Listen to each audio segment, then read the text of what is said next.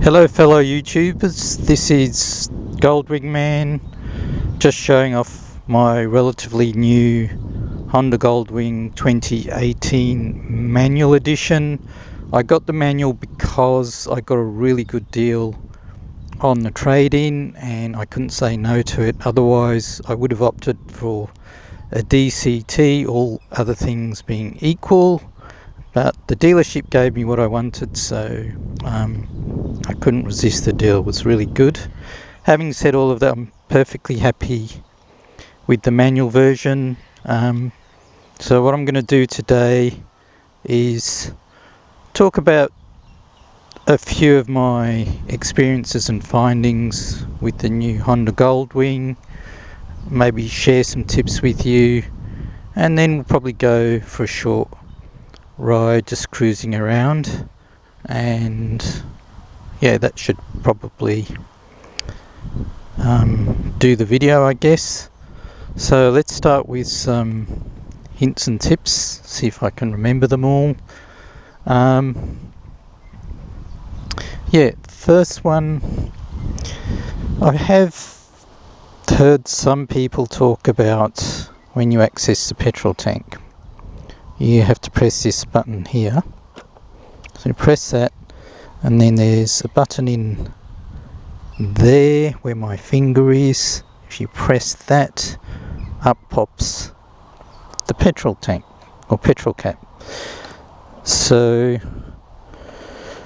apparently some people have said that this has become stuck and the door is unable to open.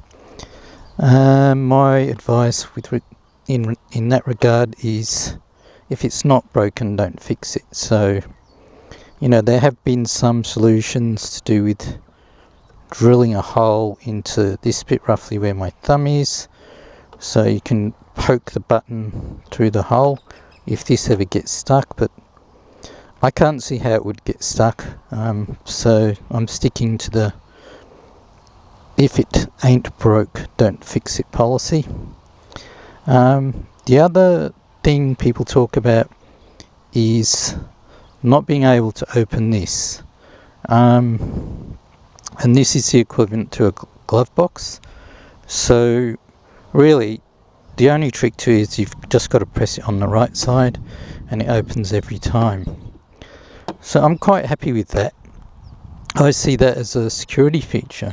I mean, if the person, who tries to break into your glove box just presses it, they'll probably think it's locked, but only you will know to press it on the right hand side. There are key accessories. You can drill a hole and put a key lock in there, etc. Again, my philosophy, if it ain't broke, don't fix it. I think this serves as a good security feature actually, and it's not a problem once you know to press on the right, so why bother doing anything about that? So I don't see the sense in it. What else can we talk about? So we'll talk about how I attached my phone. I bought a RAM mount, so there's not much space on the handlebars, but I bought a RAM mount with the claw clamps. Don't know if you can see them there. I'll try and get a close-up view. And I clamped them right at the top there, and everything fits nicely. I can turn the steering full angle left and right. Nothing bumps, nothing is in the way. So I can mount my phone here, and I've got my GPS, so I prefer to run my GPS off my phone. Besides that, in Australia we can't get GPS at the moment, not sure why. And another tip, mounting the camera. Again, I couldn't find a way to get it on here and get the angle that I needed, so I just got an adhesive attachment and put it on top of this little clutch cylinder here and got the perfect angle. So that was pretty simple problem to solve. So I've got everything I need on the bars. I've got the camera that does front shot of my face / helmet, and I've got my RAM mount all mounted, and that's good to go. What else can I tell you about the bike? Yeah, we'll go round, see if I can remember as we go along. I haven't really done anything extra to it. The only other thing I did was I got a little charging port in here, so you can probably just see the cable sitting there. So that's on the left side of the bike, so you just wire this up to the battery and you've got yourself a little charging system. And there are other ways of doing this, but seriously, that just tucks out of the way. You don't have to do anything special. Look, you can't even see it now. If I need to charge the bike, just put the finger up there, pull it out. So that's, to me, is the perfect solution. No fuss, no problem. Okay, what else can I share with you about the bike? Yeah, nothing is coming to mind at the moment. Yeah, just, I guess, coming from a different brand bike, I've had to learn how to change gear, get used to the new Honda brand gearbox, and really I found that this is really a sports tourer, and you shouldn't really be looking at changing gear till you're at least at 3,000 revs. Even though it's a low torque bike, it still likes to be thumped a little bit, so yeah, I reckon rev out to at least 3,000 before you change, and you'll definitely get a smooth gear change. That's if you've got the manual edition. Of course, if you've got the DCT, you don't have to worry about it. And yeah, what else can I tell you that I've discovered about the Goldwing? Yeah, they talk about helmets. So yeah, they say, oh, you can't fit helmets in. Well, I can fit my helmet in, although I have to take off my intercom system, which attaches to the side of the helmet to get the lid fully closed. But I reckon if you've got a large helmet and a medium helmet, you put them in sideways, you'll fit them no problem. So yeah, that's just a question of playing around. But if you've got two large helmets and they're the type where you can lift up the whole visor and front guard, because they take up more real estate, you're not likely to get two large ones of those in there. So if that's the case, I recommend using, there's a clip that I haven't tried yet that comes with the bike, and yeah, that's like a key that goes into here, and you clip your helmet onto the side there. I'm perfectly happy with that solution. And what else can I tell you? Toolbox. Yeah, we might go through what I've got for a toolbox. So obviously you want it to be low profile and high quality. So this is not really an ad, but I found this little wearer system. I think it's really good. It's got everything I need for the bike, really.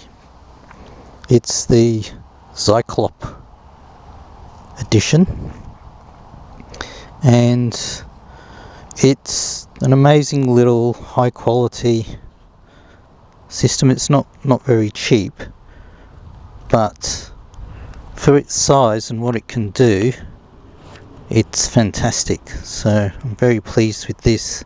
Excuse me while I just wedge this out to show you. So what I do is, this thing is amazing. You can make it into a normal ratchet, or you can turn it into a screwdriver, because this head here rotates, does varying degrees, like so, and then what you've got, you can attach this on like that and get a really long screwdriver and just screw it that way. You can attach it like that to get a short screwdriver, or you can just turn the head to a right angle and you've got your little ratchet system that's reverse and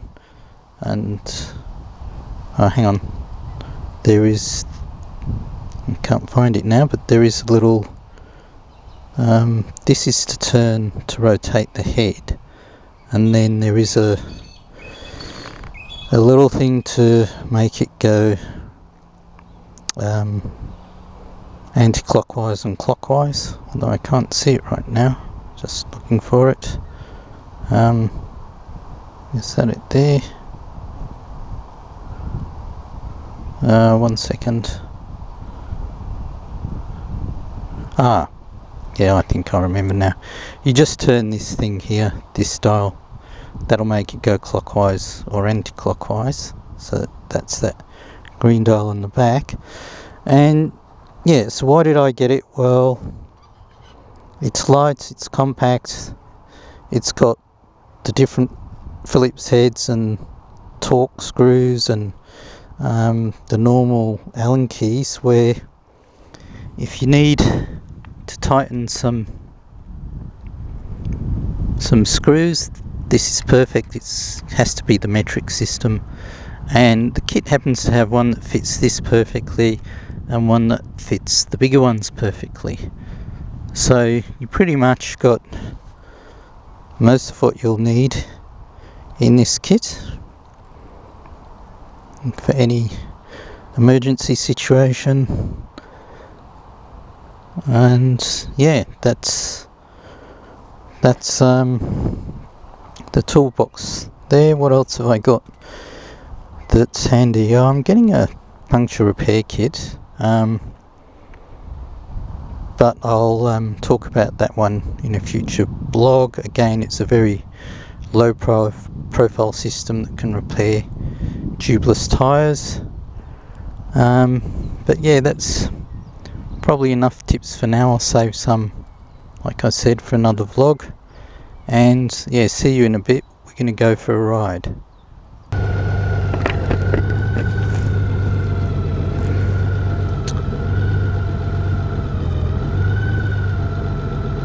Okay, YouTubers, like I said, let's go for a little ride. I'll just talk about whatever comes into my head.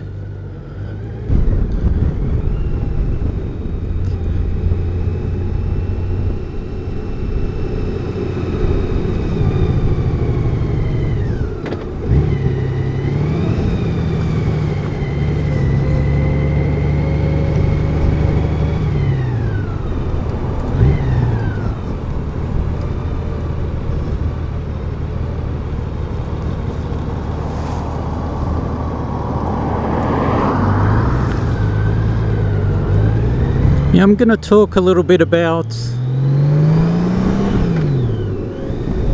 the reverse on the manual Goldwing versus the reverse on the DCT. I just recently found out that the reverse on the DCT version is controlled by the transmission, whereas the reverse on my version, the manual version, is controlled by the battery. It's basically a DC motor, and so it's not as good in that you really have to have a full charge on the battery for the reverse to work. If the charge is run down just a little bit, then the reverse gets weaker, and at some point it just won't move. You'll just hear the DC motor turning,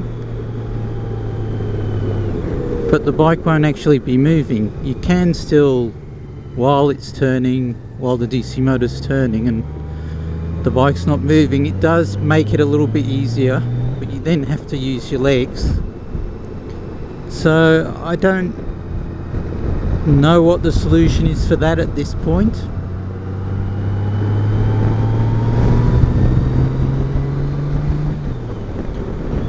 but I'm thinking maybe a lithium battery might help. I'm not sure. Right now I've got the normal, I think they're acid batteries.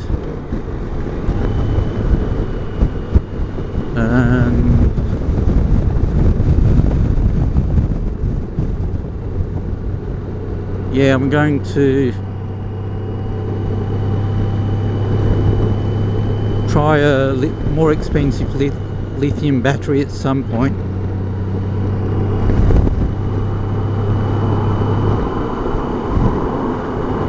Just putting the cruise control on now. This is another thing I think I'll talk about.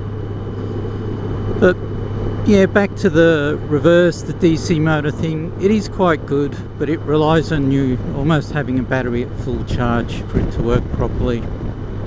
So I'm hoping the stronger lithium batteries, or dilithium, whatever they're called, will solve that problem. I just don't know. I have to try it out, so stay tuned for another vlog, and when I swap the battery over, I'll let you know how that goes.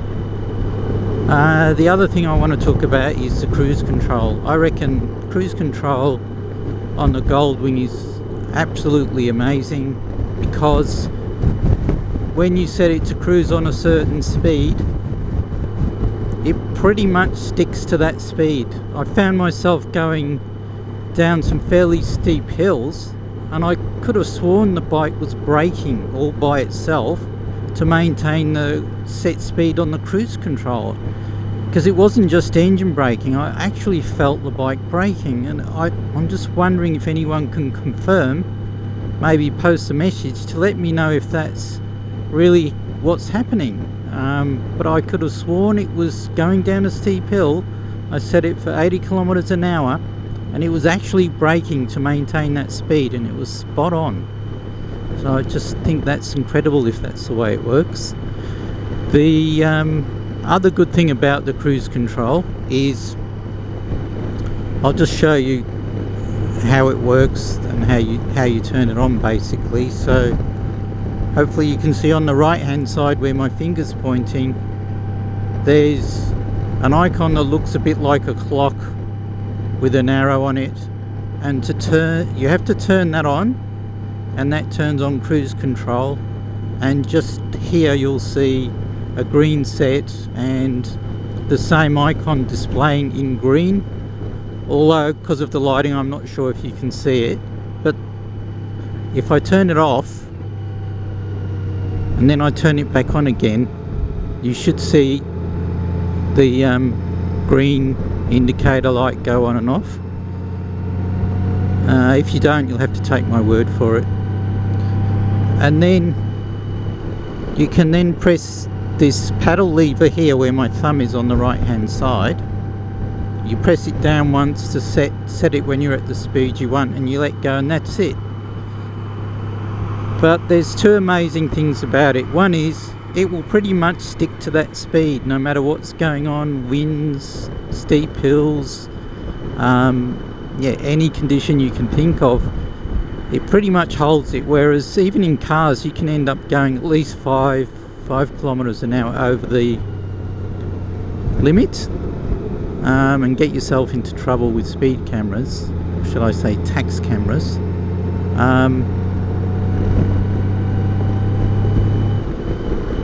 Whereas the Goldwing cruise control will keep you out of trouble. The other good thing I really notice about this little paddle lever here is, if I just want to increase the speed on the cruise control, all I need to do is hold it up or down, up to increase the speed, down to decrease the speed, but just hold it there until I hit the desired speed I want. And the bike, it kind of acts like a throttle. You hold it up, it increases the speed. You hold it down, it decreases the speed. So this paddle here, up will increase, down will decrease. This is while cruise control is on. So you don't have to step it, which is what I thought originally. You have to go up, up, up, up, You don't have to do it in increments. You just hold it and it will accelerate just like you're on the throttle. And again, I think that's really convenient if you're going from 80 to 100 or 100 to 80. You can do it either way. You just hold that paddle up or down and keep it down, or if you're slowing down, or keep it up if you want to increase the cruise control, and it just does it all for you automatically. So I find that really good.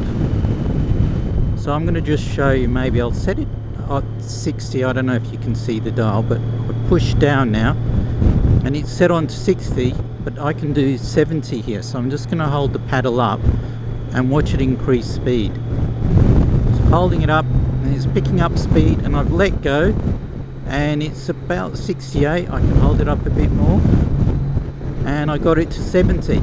Fantastic. I didn't have to do that incrementally. I just held the little paddle up until I got the speed I wanted. Of course, with the manual, once you change gear, you have to reset the cruise control all over again, because braking or changing gear will disengage the cruise control. It will still be turned on, but it won't be on the previous setting. You'll have to set it again by pressing down again like that, and it comes on again. So I'm in 4th gear, cruising on 60, hold it to take it up to 70, and I'm back on 70 again. So yeah, fantastic. So these little nuances are something that you find out as you go along and you get to know the bike a bit more. Yeah, I did, on my last vlog, I did talk about I guess me adjusting to the manual gearbox, different gearbox to the brand that I was used to, and also the droning sound of the Honda Goldwing. Now, all good sports bikes drone, we know that. I just thought mine was perhaps a little bit louder than it should be, but now I understand it's not. It's just, that's how sports bikes are. My previous model was a Harley Davidson, and those bikes rumble, so it was a big adjustment for me to make in terms of hearing the bike sound, a rumble which has a varying pitch, versus a fairly monotone droning sound that just increases in volume rather than pitch. Yeah, and I kind of expected the Goldwing to be a little quieter, but to be honest, it's so sporty. I would never trade the silence for the torque and the speed that this bike has and the power that it has. So if having a sporty drone is all about power and torque on this bike, then I'm all for it. So I'm over that now. I've moved on, gotten used to the sound, 100% happy, and yeah, I can't wait to ride the bike. It's really enjoyable. I have also tried the bike in sports mode, and it really does increase the power. I'm not going to do it now because I'm in town, and yeah, it's not practical to do it now obviously, but it really does increase the power. In tour mode it's got a lot of power, and in sports mode even more power. And the more I get used to this bike, the more I'm just really happy with it. I can't get enough of it. Yeah, and I'm planning to do some long trips around Australia. I hope to vlog those, and I'll probably get an aerial camera as well, because there's a lot of competition on YouTube now. People are just getting better and better at vlogs, so yeah, obviously I'm not very good at making them exciting,